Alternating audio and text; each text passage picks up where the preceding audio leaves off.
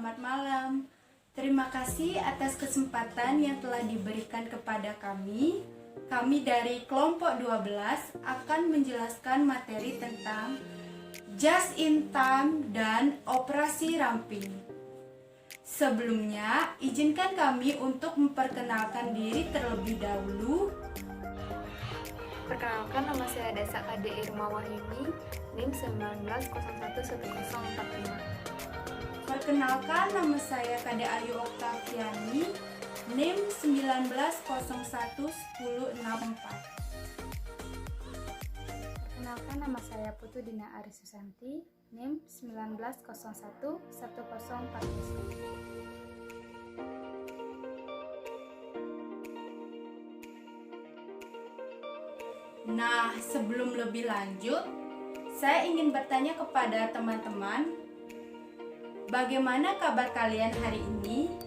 Apakah kalian semua dalam keadaan sehat? Saya berharap kita semua selalu dalam keadaan sehat dan tetap semangat di masa pandemi ini.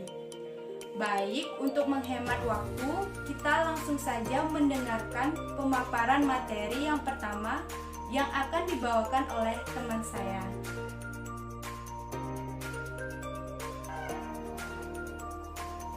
Baik, di sini saya akan menjelaskan mengenai pengertian dan prinsip just in time.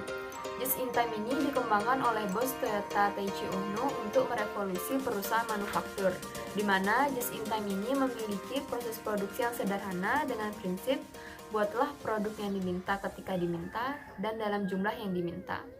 Alur dari just in time ini adalah ketika pesanan diterima, maka akan dilakukan proses produksi yang diberikan kepada lini produksi. Lalu lini produksi akan mensuplai suku cadang yang dibutuhkan. Setelah itu lini produksi akan mengganti suku cadang yang dibutuhkan atau yang digunakan dengan suku cadang dengan jumlah yang sama dalam proses sebelumnya. Selanjutnya yaitu prinsip dasar just in time. Yang pertama, berproduksi sesuai dengan pesanan jadwal produksi induk. Sistem manufaktur baru akan dioperasikan untuk menghasilkan produk menunggu setelah diperoleh kepastian adanya order dalam jumlah tertentu masuk. Tujuan utamanya untuk memproduksi finished goods tepat waktu dan sebatas pada jumlah yang ingin dikonsumsi saja pada just in time. Untuk itu, proses produksi akan menghasilkan sebanyak yang diperlukan dan secepatnya dikirim ke pelanggan yang memerlukan untuk menghindari terjadinya stok, serta untuk menekankan biaya penyimpangan atau holding cost. Yang kedua, produksi dilakukan dalam jumlah lot atau lot size yang kecil untuk menghindari perencanaan dan lead time yang kompleks seperti halnya dalam produksi jumlah besar. Fleksibilitas aktivitas produksi akan bisa dilakukan karena hal tersebut memudahkan untuk melakukan penyesuaian-penyesuaian dalam rencana produksi, terutama menghadapi perubahan permintaan pasar. Yang ketiga, mengurangi pemborosan atau eliminate waste. Pemborosan harus dieliminasi dalam setiap area operasi yang ada. Semua pemakaian sumber-sumber input seperti material, energi, jam kerja, mesin atau orang, dan lain-lain tidak boleh melebihi batas minimal yang diperlukan untuk mencapai target produksi. Yang keempat, perbaikan aliran produk secara terus-menerus atau continuous product flow improvement. Tujuan pokoknya adalah menghilangkan proses-proses yang menimbulkan bottleneck dan semua kondisi yang tidak produktif seperti ide, delay, material handling, dan lain-lain yang bisa menghambat kelancaran aliran produksi. Yang kelima, penyempurnaan kualitas produk atau product quality perfection. Kualitas produk merupakan tujuan dari aplikasi just in time dalam sistem produksi. Di sini selalu diupayakan untuk mencapai kondisi zero defect dengan cara melakukan pengendalian secara total dalam setiap langkah proses yang ada. Segala bentuk penyimpangan haruslah bisa diidentifikasikan dan dikoreksi sedini mungkin. Yang keenam, respect terhadap semua orang atau karyawan, respect to people. Dengan metode just in time dalam sistem produksi, setiap pekerja akan diberikan kesempatan dan otoritas penuh untuk mengatur dan mengambil keputusan. Apakah suatu aliran operasi bisa diteruskan atau harus dihentikan karena dijumpai adanya masalah serius dalam suatu stasiun kerja tertentu. Yang ketujuh, mengurangi segala bentuk ketidakpastian atau seek to eliminate contingency. Inventory yang ide dasarnya diharapkan bisa mengantisipasi demand yang berfluktuasi dan segala kondisi yang tidak terduga, justru akan berubah menjadi waste bila mana tidak segera digunakan. Begitu pula rekrutmen tenaga kerja dalam jumlah besar secara tidak terkendali seperti halnya yang umum dijumpai dalam aktivitas proyek akan menyebabkan terjadinya pemborosan jika tidak dimanfaatkannya pada waktu. Oleh karena itu, dalam perencanaan dan penjualan produksi harus bisa dibuat dan dikendalikan secara teliti.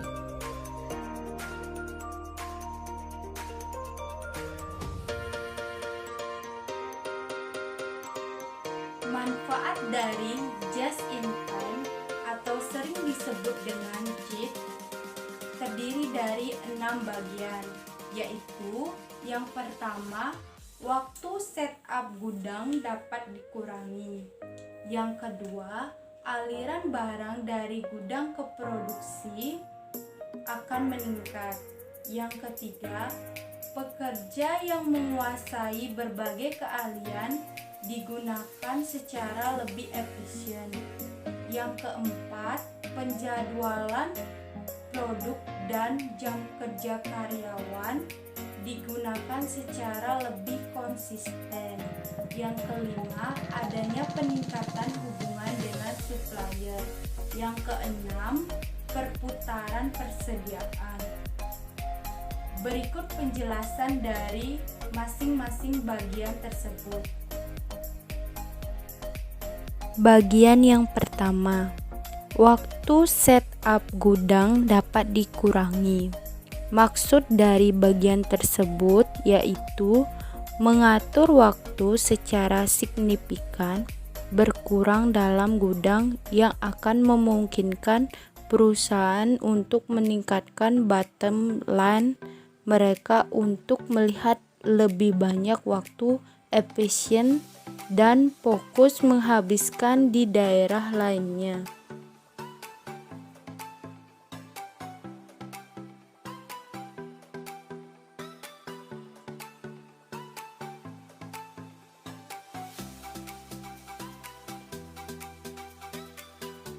Yang kedua yaitu aliran barang dari gudang ke produksi akan meningkat.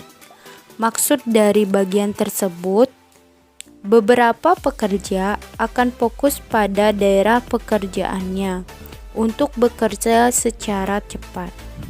Arus barang dari gudang ke rak ditingkatkan. Memiliki karyawan difokuskan pada area-area tertentu dari sistem akan memungkinkan mereka untuk proses barang lebih cepat daripada harus mereka rentan terhadap kelelahan dari melakukan terlalu banyak pekerjaan sekaligus dan menyederhanakan tugas-tugas di tangan. Yang ketiga, pekerja yang menguasai berbagai keahlian digunakan secara lebih efisien. Maksud dari bagian tersebut adalah karyawan yang memiliki multi keterampilan yang digunakan secara lebih efisien. Hal ini memungkinkan perusahaan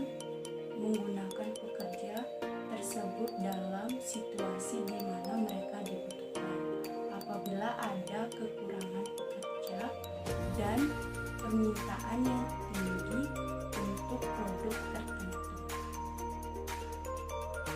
Yang keempat, penjadwalan produk dan jam kerja karyawan akan lebih konsisten.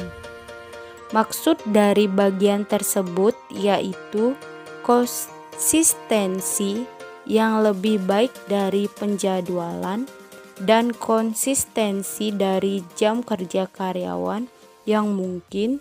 Hal ini dapat menghemat uang perusahaan dengan tidak harus membayar pekerja untuk pekerjaan tidak selesai atau bisa minta mereka fokus pada pekerjaan lain di sekitar gudang yang belum tentu dilakukan pada hari normal. Yang kelima, adanya peningkatan hubungan dengan supplier. Maksud dari bagian tersebut, peningkatan penekanan pada hubungan pemasok atau supplier dicapai. Tidak ada perusahaan yang ingin istirahat dalam sistem persediaan mereka, yang akan menciptakan kekurangan pasokan sementara tidak memiliki persediaan duduk di rak-rak. Persediaan terus sekitar jam menjaga pekerja produktif dan bisnis terfokus pada omset.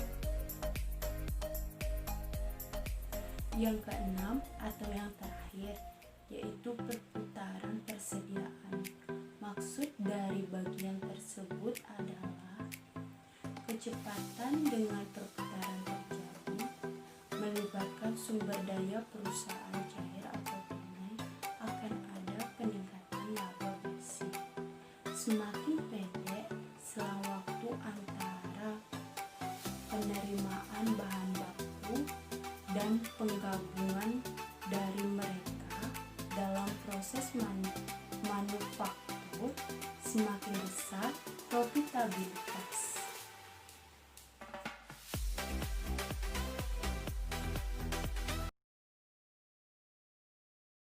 Materi selanjutnya yaitu operasi ramping.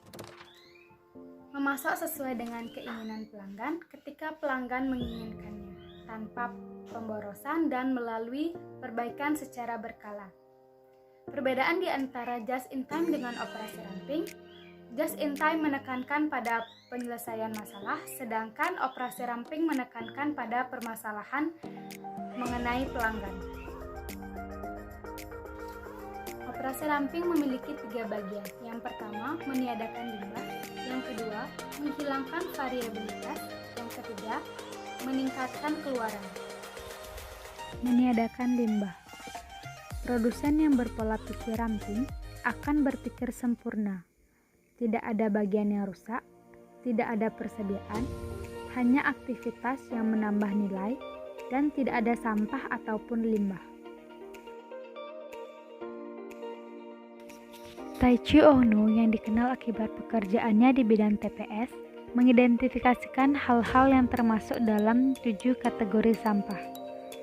Berikut 7 limbah menurut Ohno. Yang pertama, kelebihan produksi. Persediaan dalam bentuk apapun biasanya akan menjadi sampah. Yang kedua, antrean. Waktu menganggur, penyimpanan, dan menunggu adalah limbah. Yang ketiga, transportasi. Memindahkan bahan antar pabrik atau pusat kerja dan memegang kendali lebih dari satu adalah limbah. Yang keempat, persediaan. Yang kelima, pergerakan. Gerakan dari pelanggan atau orang yang tidak menambahkan nilai adalah limbah. Yang keenam, proses berlebih. Yang ketujuh, produk cacat. Upaya untuk mengurangi sampah dikenal dengan 5S. S yang pertama yaitu sortir, S yang kedua yaitu sederhana, S yang ketiga yaitu sapu, S yang keempat yaitu standarisasi, dan yang kelima yaitu self-disiplin. S yang pertama yaitu sortir. Menyimpan kebutuhan dan membuang segala sesuatu lain dari area kerja. Jika ragu-ragu akan sesuatu barang, buanglah barang tersebut. Yang kedua, sederhanakan. Atur dan gunakan perangkat-perangkat analisis metode untuk meningkatkan aliran kerja. dan mengurangi pergerakan yang tidak bermanfaat. Yang ketiga, sapu. Bersihkan area kerja setiap hari. Hilangkan kotoran, kontaminasi, dan barang-barang berserakan dari area kerja. Yang keempat, standarisasi. Hilangkan variasi-variasi proses dengan membuat prosedur operasi standar dan daftar periksa. Standar yang baik akan sangat nyata. Yang kelima, disiplin diri atau self-disiplin. Lakukan penilaian secara periodik untuk menghargai upaya-upaya dan memotivasi agar kemajuan dapat terus berlangsung. Yang kedua, menghilangkan variabilitas. Variabilitas adalah segala penyimpangan yang berasal dari proses optimal yang mengeluarkan produk sempurna dengan tepat waktu dan setiap saat. Semakin sedikit variabilitas di dalam sistem, maka semakin sedikit pemborosan dalam sistem itu. Variabilitas dapat bersumber dari yang pertama, gambar atau spesifikasi teknik yang tidak akurat. Yang kedua, pekerja, mesin, dan pemasok yang menghasilkan unit yang tidak sesuai, terlambat atau dengan satuan yang tidak sesuai. Yang ketiga, permintaan pelanggan yang tidak diketahui. Baik just in time maupun pengurangan persediaan adalah alat yang efektif untuk mengenali sebab-sebab variabilitas. Yang ketiga, meningkatkan keluaran. Keluaran adalah ukuran yang dibutuhkan untuk memindahkan suatu pesanan dari penerimaan ke pengiriman. Waktu ketika permintaan sedang dikerjakan di pabrik disebut waktu siklus produksi. Waktu ini menunjukkan periode antara kedatangan bahan mentah dan pengiriman produk jadi. Sebuah teknik untuk meningkatkan keluaran disebut sistem tarik. Sistem tarik adalah sebuah sistem yang menarik unit di mana ia diperlukan dan saat ia diperlukan. Sistem tarik menggunakan sinyal untuk meminta dilakukannya proses produksi dan pengiriman dari satu stasiun ke stasiun lain yang memiliki kapasitas produksi. Dengan menarik bahan melalui sistem dengan ukuran lot yang sangat kecil pada saat diperlukan, tumpukan persediaan dan sampah dapat dihilangkan. Sistem dorong adalah lawanan dari just in time. Menarik bahan melalui suatu sistem produksi saat diperlukan alih-alih dalam situasi dorong biasanya dapat mengurangi biaya, meningkatkan kinerja penjadwalan, dan menambah kepuasan pelanggan. Nah, itulah penjelasan materi tentang just in time atau sering disebut dengan JIT dan operasi rapi. Semoga pemaparan materi tadi bisa bermanfaat bagi kita semua. Mohon maaf apabila ada kesalahan kata dan pengucapannya. Akhir kata, saya tutup dengan paramasati. Santi, Santi, Santi. Selamat malam, sampai jumpa. Bye.